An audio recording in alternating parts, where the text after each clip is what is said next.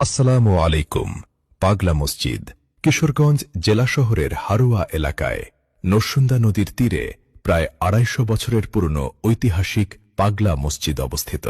পাগলা মসজিদ বর্তমানে মুসলিম অমুসলিম সকল ধর্মের মানুষের কাছেই একটি বিস্ময়ের নাম।